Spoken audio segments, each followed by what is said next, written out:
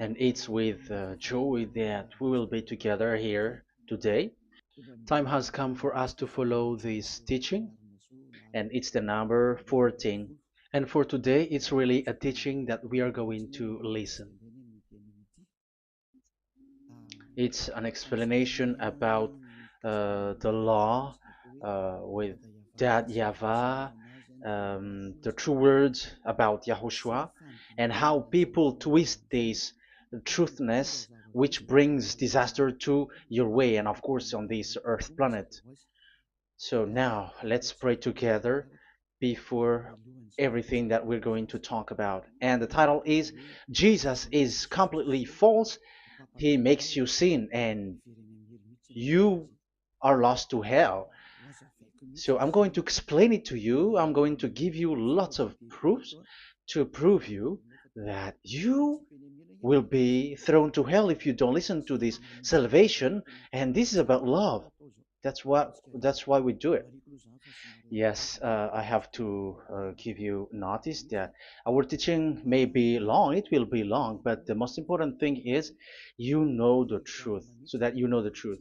Because it's so important to talk about that. Like Jesus is completely false. Jesus is completely false, and he makes you sin and cause you to be lost to hell, and that is really it. And we're going to talk about the proof about that. Does that make sense? The answer is it does make sense. But before everything, I have to make this remark to you. Lots of you say that we are speaking ill and criticizing, speaking ill to Jesus. First of all, the answer is Elia has never speaking ill to anyone, but Elia said the truth. But if Elia said the truth, will you make him guilty? If I say that there is someone who's gonna die and will go to hell, and I have proof to tell you that, and it's true, and I told you that this is the proof that you're gonna go to hell and the God that you follow is false, does that mean that Elia has no love? Does that mean that Elia is making defamation? Does that mean that um, Elia should not say something like that to anyone? But even you know that if there is someone who is in danger, death danger, even you're gonna scream and yell like, hey, hey, come back. You're gonna die there. And that is a normal reaction uh, for normal people. And that's what I did. So it's a normal reaction of Elia. When I see someone heading on to the hell, I call you. So I call you to make you conscious, come back. Because the truth is, it's the devil who uh, try to twist the truth so that you don't hear the truth. So if they somehow find a point to provoke you and to make you upset, that what makes devils to you. So I am advising you, listen to the truth. In case this is the last moment that we can talk and you will not meet me anymore and you're going to regret. That's why I say that today's teaching is going to be a bit long, so listen carefully. I'm going to explain you in detail what is needed and all about you so that you are not deceived anymore by false gods these false gods. So don't be deceived anymore. These 2000 years is enough to kill you to hell. That is enough. Okay, let's carry on. It was just an introduction. And how about speaking ill about Jesus? No, it's not about that. He is already bad because he throws people to hell because he makes them sinners. But it's so dangerous that I'm going to tell you here are as follows are the deception that he did to you. So first of all, take down for you who are taking note. Write one. Hasn't Jesus made you sinners from the beginning? That is the question that I'm asking from this very beginning. Hasn't he made you sinners? Because whoever followed Jesus, because I have been to America, India. Um, okay, these are out of Africa. I've gone to Togo and Comoros. These are the countries that I have visited. I have gone to Ethiopia also. I have visited Ethiopia. So these are the countries that I have visited, and I talked to the people there. So what we can see with the people who live there, those who follow Jesus or Christianity, they all say that they are sinners, especially those who call themselves as Christians. They are fake Christians. What makes them Christians? Yeah, Christians is already a bad name. Why? Because these false god has taken it. So even the name has changed. So it brings the name of a false god. So it's not good. But the meaning of Christ means the anointed one. So those followers of Jesus or Jesus, they all say that they are sinners. And the headquarters of these churches for a Roman Catholic, it's in Vatican in Italy, and for Protestant, it's in England. And now it's America who becomes the headquarter because he is it is the greatest. And however, we have um, we have convinced them, but they, American and all these countries, have insisted that those who follow Jesus must be sinners, and it doesn't make any sense that someone becomes no longer sinner, because when they as long as we carry the sky above, we must be wet, and when we walk on this earth, we must be stumbled. So all Jesus followers must be followers. However, according to the Holy Scripture, it is said God doesn't listen to sinners. Isaiah, let's read that. Where is it? Isaiah 59 verse 1 and 2.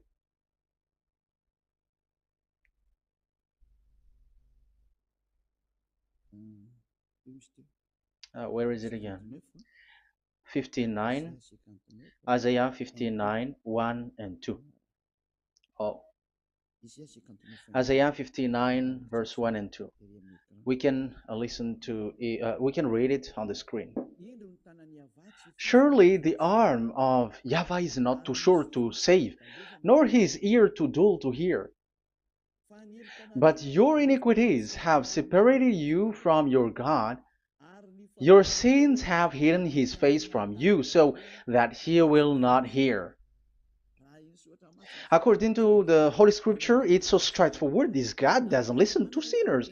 Even the prophet has said this God of Abraham doesn't listen to sinners. It's the God of Abraham who says he doesn't listen to sinners. So a question for you who are listening: who have listened to you? You who say that you pray, and you who say that you everybody sins.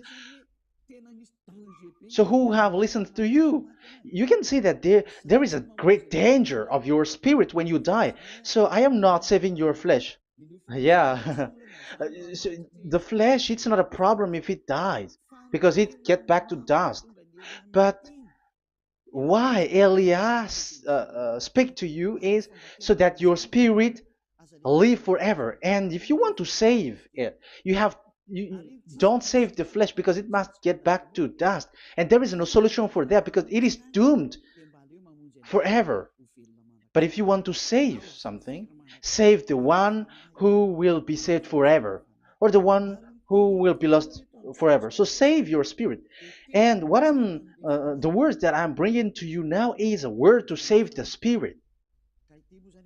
So this is make my word. This is as introduction. Don't make it one, because there is still point 1, 2, 3, 4, and so on after. So write as this is an introduction. So here it is so straightforward. Those who are wrongdoing and sinners, God doesn't listen to them. Let's emphasize that word. Where was it? In First John. We're going to read First John. For the glory of my beloved dad and my beloved YAHOSHUAH. First John chapter 3 verse 5 and 6. Yeah, you can show it on the screen. Yeah, I think it is a little bit small. But you know that he appeared so that he might take away our sins, and in him is no sin. No one who lives in him keeps on sinning.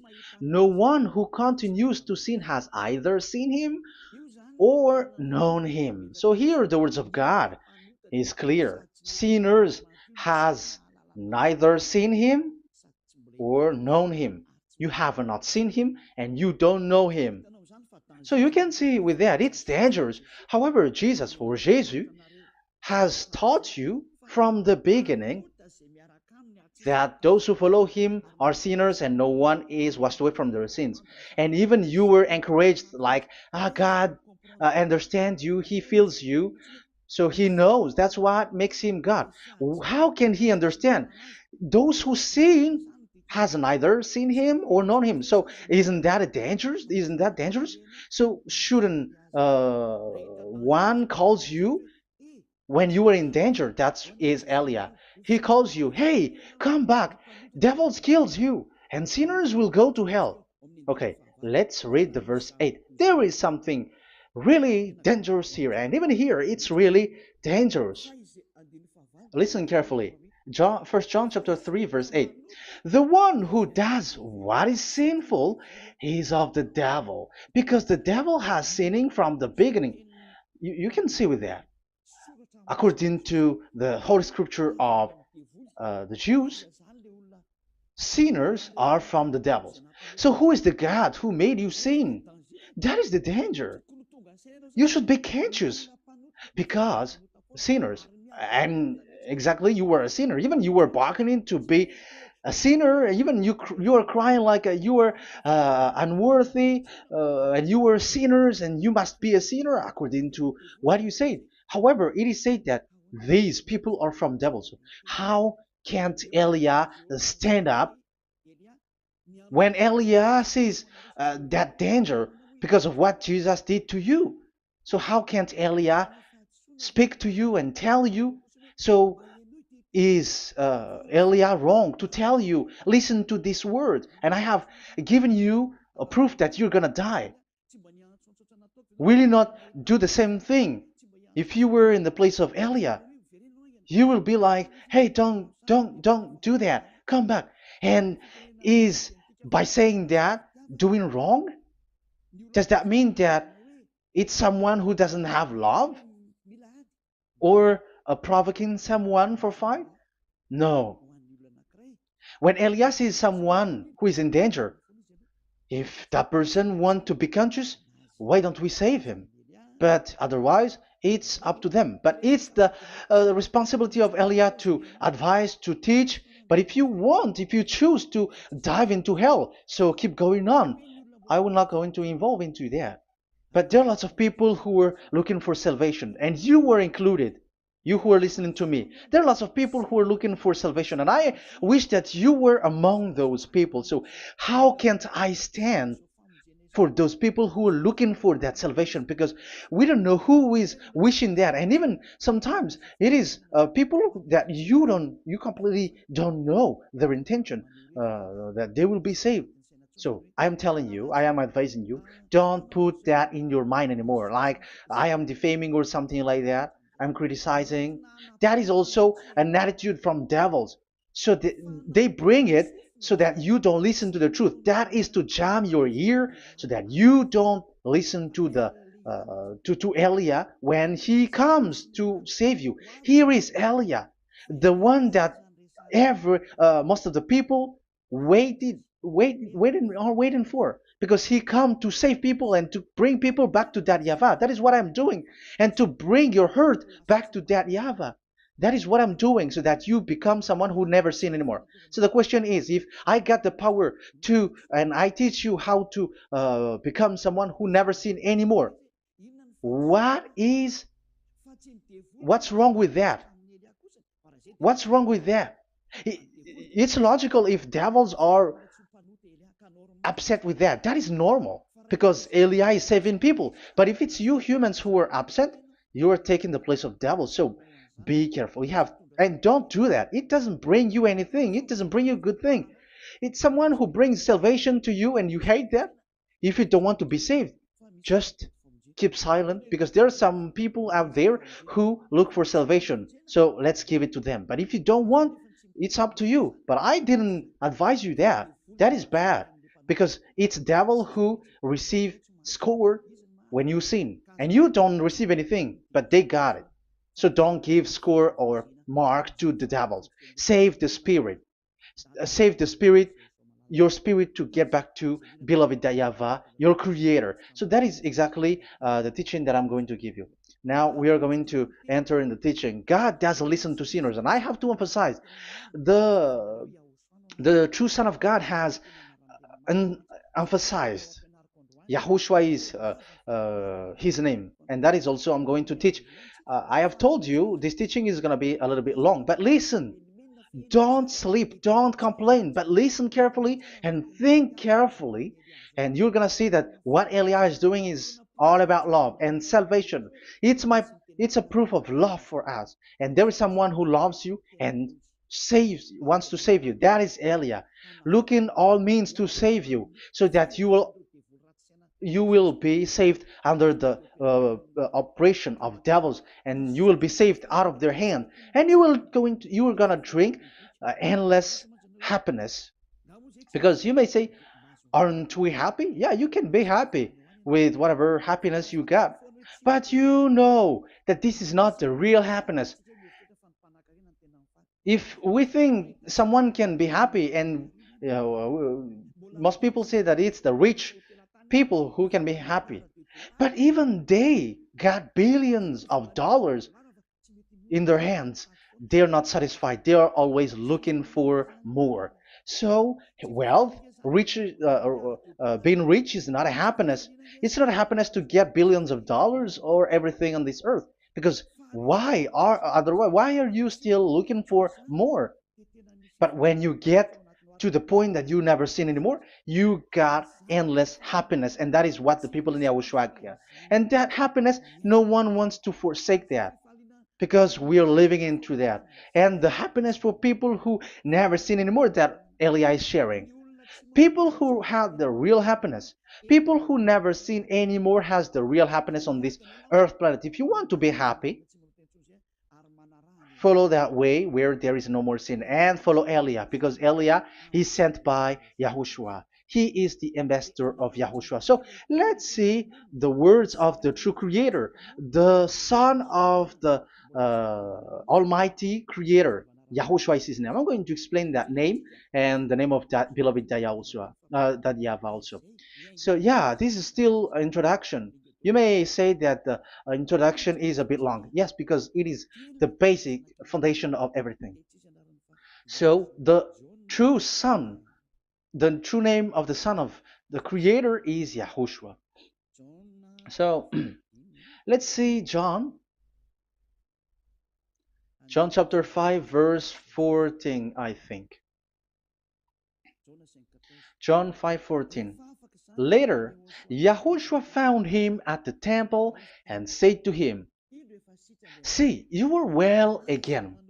Never sin any more, or something worse may happen to you." Once you get along with that true Son of God, repeat this word. Never sin anymore, because now you are well again. Because if you sin, something worse may happen to you. This is really clear.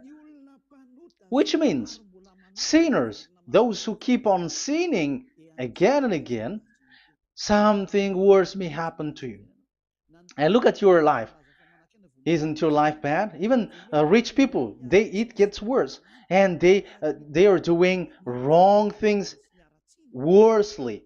The more their wealth grows, the more they are doing bad thing, because the money is the root of everything.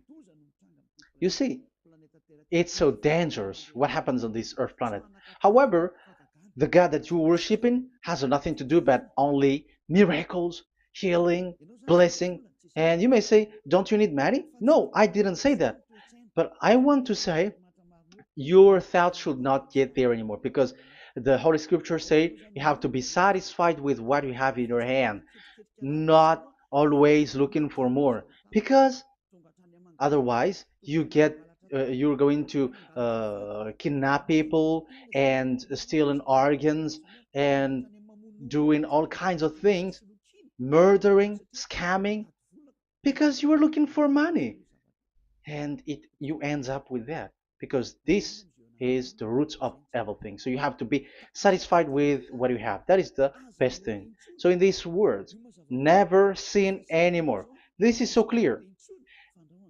You are well again. Stop sinning. Never sin anymore, or something worse may happen to you. But look in your situation. Jesus has healed you and something like this and like that, but you are still sinning. But the words of the Son of God, the true Son of God, has said, never sin anymore. But Jesus was not able to do that. You have to judge fairly. Has he done that? And now you're going to say, because even the father and pastors has said, because we have made program with them on this radio and TV station of YAHOSHUAH, they say that no one is washed away from their sins. Exactly, because when you are with Jesus and Jesus, you are not washed away from your sin. However, the scriptures say that never sin anymore. You see, it contradicts. That's why your Jesus is false, and it makes you sinners. He throws you to hell. Elia tells you today, get rid of him. Get out of there. I am pulling you out. You who are conscious, don't step in the church where they are anymore. If you want to throw your spirit to hell, that is up to you. But sinners are from devils, and the place of devils are in hell, not in the heaven of heavens. But I am sent to bring you to the heaven of heavens. So it's normal that I say never sin anymore. So Elia calls people who want to be saved. But if you don't want to be saved, you should not get involved to my words, because you don't want to be saved.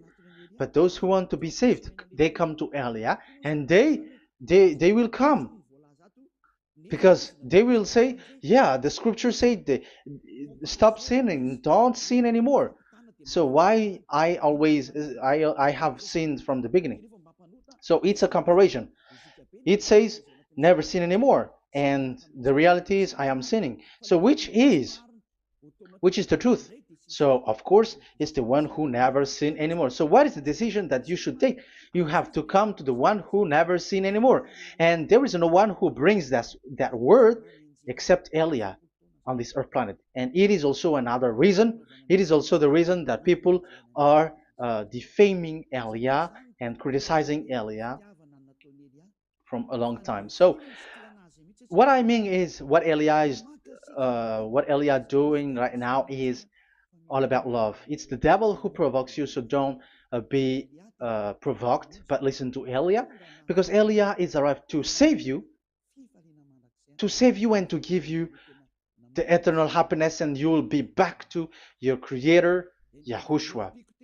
I'm going to add you another passage to tell you that that word was repeated twice, according to John chapter 8. John chapter 8, from the verse 11. So what is the words of the Son of God here? She said, no one, sir. Yahushua declared, then neither do I condemn you. Go now and never sin anymore. Now, the words has repeated twice. Never sin anymore. And exactly that must be followed. And Elia has that quality, and those who follow Elia also has that quality too. And isn't that something that you should be wish for? It's devil who hate that. However, that is something good for humans, and it's human that Elia is calling.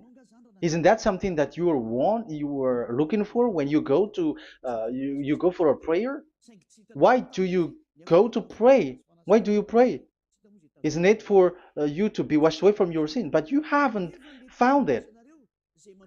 The place where you were, who followed Jesus and Jesus, it made you sinners. I am telling you, you were deceived.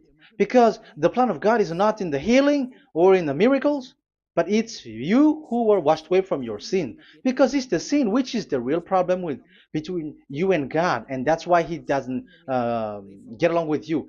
But even if you were healed, you were blessed. If you are sinners, He doesn't get along with you. So who get along with you?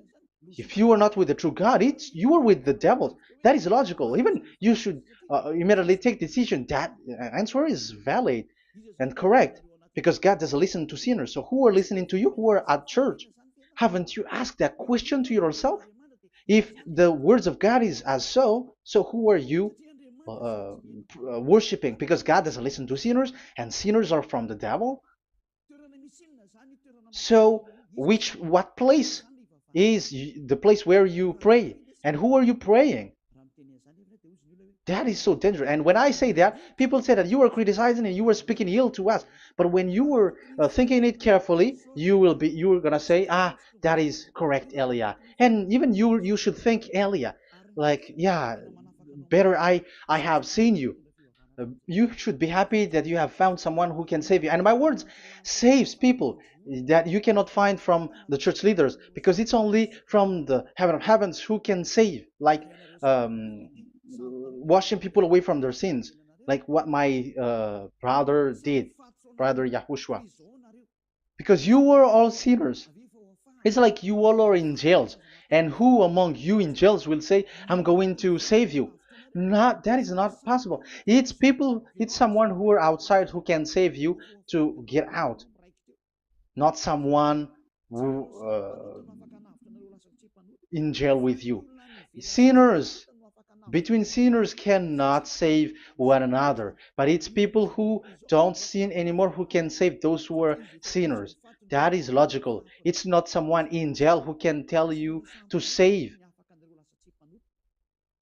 And that's what I'm talking about. It's not those who are sinners who can save you. You are sinners also. But it's those who are not a sinner who can save you and wash you away from your sin. And that is Elia. That's why I tell you, listen carefully and don't say something bad anymore. Even that God, the Savior, will be upset to you at the end. You were to be saved and you are still talking a big word.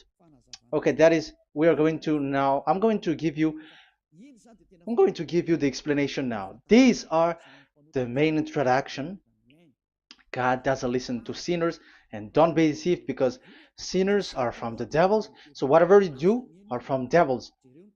So listen to the words of God. That is what I am really mean. Let's enter in the first explanation about about God the Father that you have changed into Jehovah. Some said Yahoo. What is this bad thing that you have done?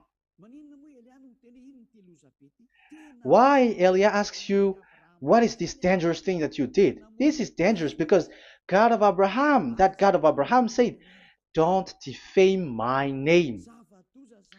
So it's so dangerous to change or to defame this name. Some people say that name is not important, but it's the word which is important.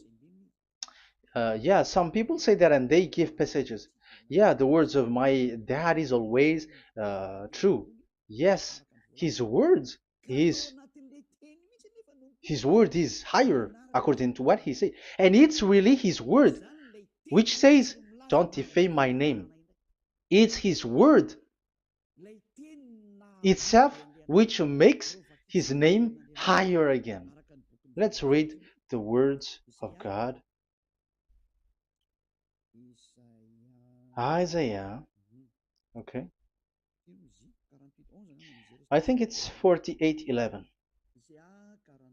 Isaiah 48:11. Where was it? Okay, that's it. Isaiah 48:11. This is the passage. Isaiah 48:11. And I'm also responding, answering those who say a name is not important. The word is important.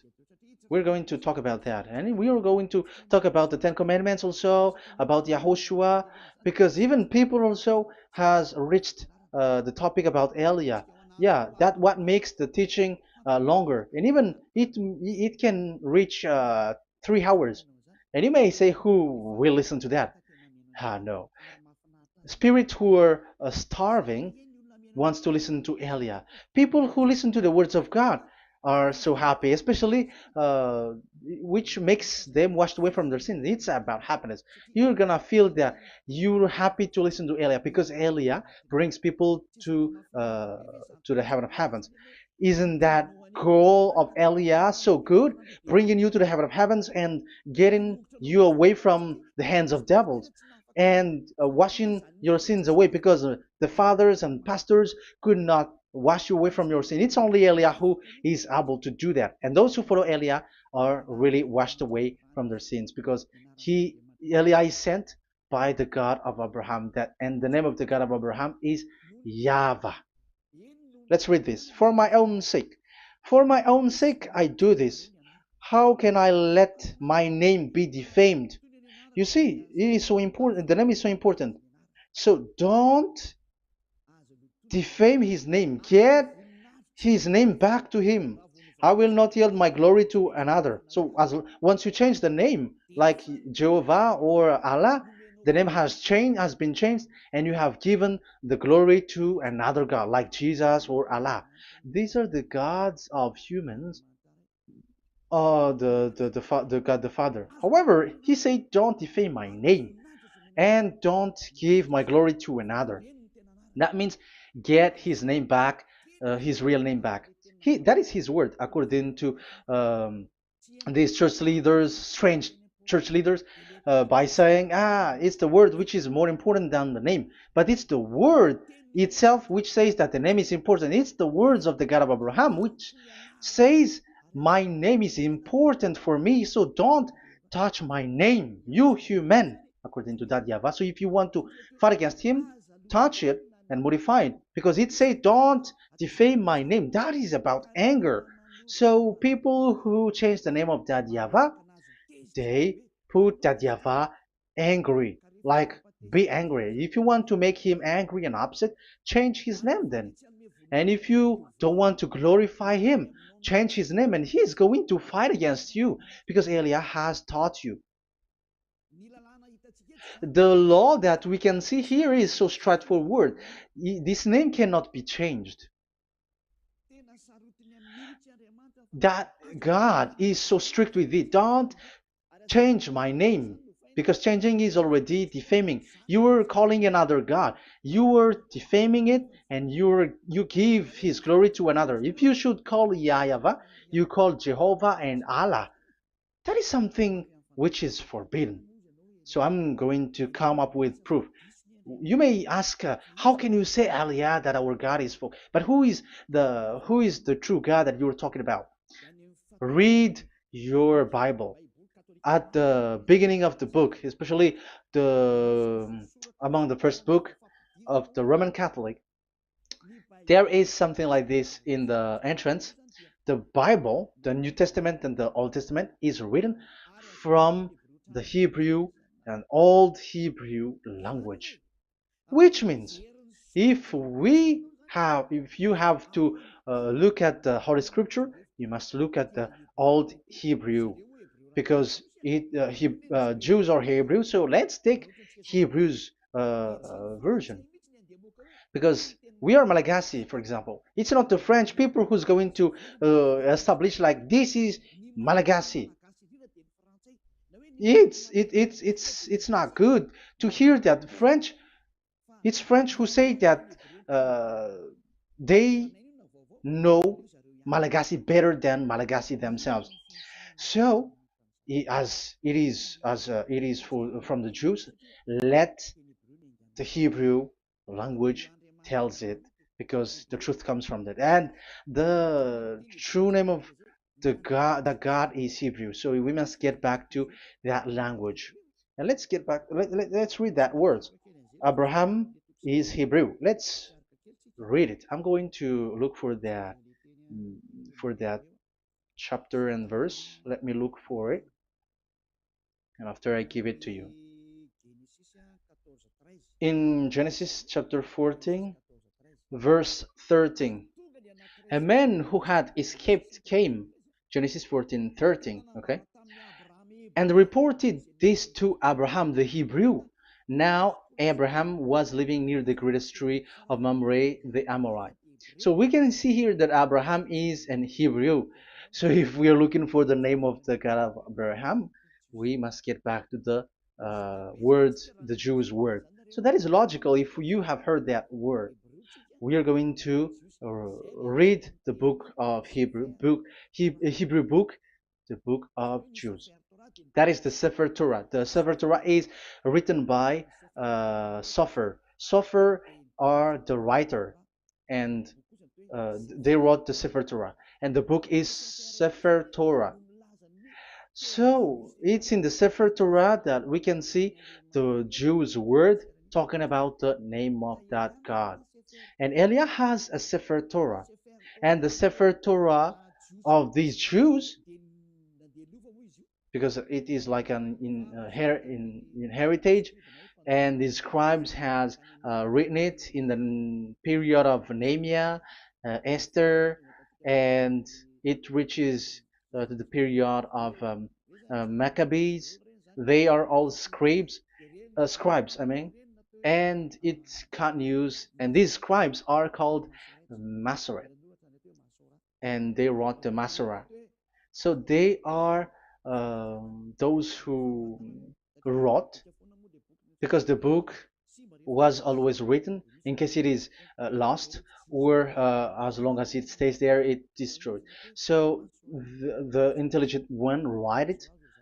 So they wrote the Masorat, where there is the Sefer Torah, and the earliest date was the 200 BCE, which means it's before the year zero. 2000 BC, and this 2000 BC, it's a word from 1000 BC, and the word in 1000 BC was a word in 2000 BC, which is in the period of Abraham. So let me show that to you in the Hebrew language. So if we're going to look for the name, it's not those who are from England or America who's going to do some research, but let the Hebrew say it. And there is also researcher around the world who has received that, how this God is called. Yeah, everybody knows that. In the writing Yod, Hey, Vav, Hey, or the human say YHWH, and I am correcting it to you. It's YHVH, not WH. So let me teach it to you. So I'm going to teach it to you before reading the Hebrew book. So let me teach you first. Yeah, everybody, you all know about this. Yod, Hey, Vav, and Hey. So this is tetragram, according to the church leaders who got a PhD. But the most interesting thing is, the strangest part, I mean, is they don't know how to read it. The answer is, people who are sinners are not meant to know it, because sinners doesn't know God and has not seen God. So it's impossible for them to know it. But it waits for Elia to teach that to you. So now we are entering in the teaching. How do we read it? This is Yod. Yes, because for the Jews, they read from right to left. So this is Y. This is written as Y, and this is Hey or H. And this is V. This is V or Vav, according to the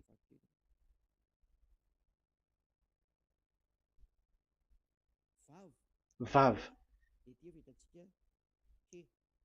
And we already see that this is Hey. or H. So it gives the words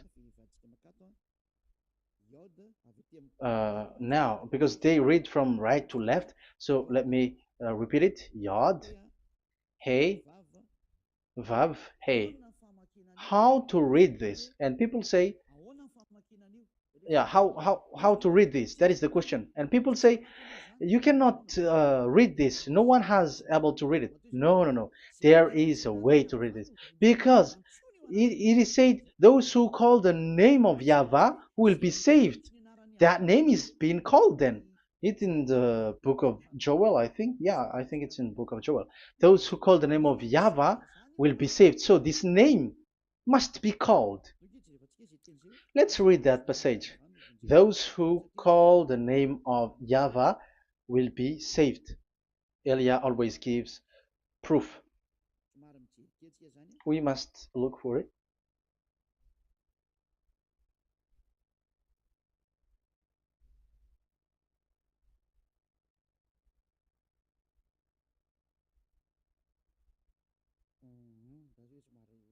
Okay.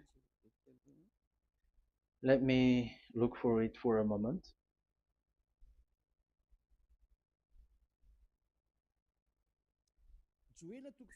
Joel chapter 2 verse 32. Let's read it. Joel chapter 2 verse 32. And everyone who calls on the name of Yahweh will be saved. So that name must be called. This is so clear. Everyone who calls the name of Yahweh will be saved. And if people say that there is no one who can call the name of the God, look at this word. That is to hide the truth, so that the Jehovah or Allah will be called by people, and they're not going to call the true name of God. That is the plan of the devils, which has caught you. You deserve to be saved, and you have to accept to be saved. You see, it contradicts all the truth. And if that name cannot be called, why did you call it Jehovah or Allah? That means that you can call it. The truth is, you can call it, but it has been changed. You change it. Now it's Elia who come to get the original name back. But you call the fake name and you claim it to be truth. But Elia has come to you to save you, so come back to the truth. So let's carry on. So we can see that he is called and we must call him. So let's look for the name. No, we are not looking for the name. Elia doesn't look for the name, because we know the name of our dad who sent us, who sent Elia. I know the one who sent me. I know his name. Elia doesn't look it up. The one who sent me, how can't I know his name? But I'm giving you the proof in your book. The prophet Moses Moshe has called it, and I'm going to give it to you according to the book. What is his name? So let's see the book of Hebrew, the book of Jews, which is the Sefer Torah. I hope that it will be a little bit bigger. So I'm going to show it. So here on this border side, Hebrew Masoretic text. So it's the Masoret who wrote the book. They also are intelligent and know this. Among them are Ezra, Nehemiah. They were in 400 BCE, and after they were substituted by, yeah, these are approximated date. And after Maccabees has entered in stage also.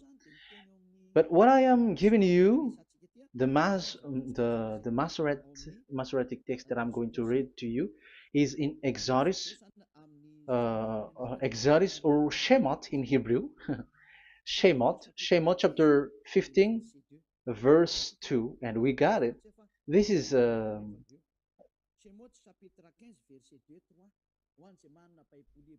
Shemot chapter 15 verse 2 and 3. You who got a Hebrew language, Hebrew Bible, you can read it. Exodus chapter 15 verse 2. So we can see here according to what is reading. Yeah, we're going to stay a little bit longer here, and it starts from here, and that is the work of Elia. Elia brings the words back.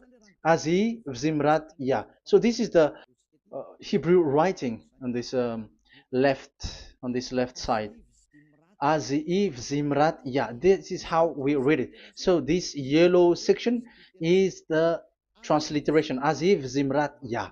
Valili li Shua Ze Eli Van Vehu Elohei Avi Varum Menhu. That is how it is read. Let me repeat it again. Aziv Zimrat Ya. Vali li Shua Zeli Van Vehu Elohei Avi Varum Menhu. That is it when it is read. So we can see now the word Yah. That is the name in Hebrew, Yah. This is how it is. So we're going to see how we can read it. We're going to let it explain by itself. This is it. Yah. Yah. Y-A-H. That is it. That is it. Y-A-H. That is how we read it. I'm going to click on it. Yah. Yod and Hey is called Yah, is read Yah. That's why when we get back to the original, I think you can see it well. Yah is the way we read Yod and Hey. So let's get to the original one. When we read it, Azi Vzimrat Yah.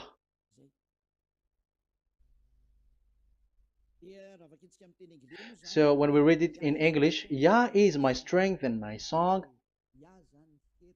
Yah is my strength and my song, and He is become my salvation. Yeah, that is the translation in Malagasy. If you can read in English, that is good. That is not a problem. But I have translated it in Malagasy. Yeah.